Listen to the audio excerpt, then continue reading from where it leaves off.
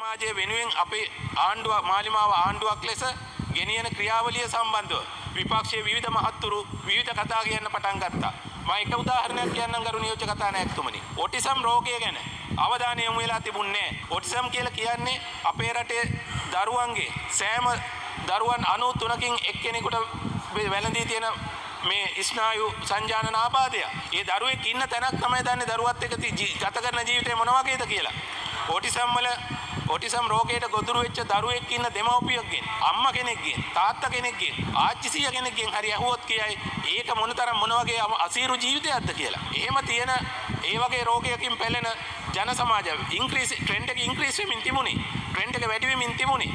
වැඩි වෙන ට්‍රෙන්ඩ් එක තිබුණේ. කවුරුවත් කිසිවක් කරලා තිබුණේ නැහැ. හැබැයි අපි 2025 අයවැයි වෙන් කරා ඒ වෙනුවට මුදල් දැන් කොළඹ රිජ්ජු ආර්ය ළමා රෝහලේ මේ වෙනකොට රුපියල් මිලියන 200ක වියදමින් නව ළමා සංවර්ධන හා මැදිහත් වීම මධ්‍යස්ථානයක් එහෙම නැත්නම් දිවාසිරුකුම් මධ්‍යස්ථානයක් ඉදිවෙමින් පවතිනවා. ඒ වැඩ කටයුතු ආරම්භ කරලා තියෙනවා.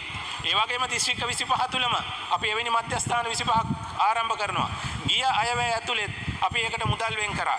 මේ වෙනකොටත් මම දන්න තොරතුරු වලට අනුව ස්ථාන 8ක මේ වෙනකොට මේ දිස්ත්‍රික්ක 8ක මේක ඉදිවෙමින් තියෙනවා. මේ ස්ථාන ගොඩනැගෙමින් තියෙනවා.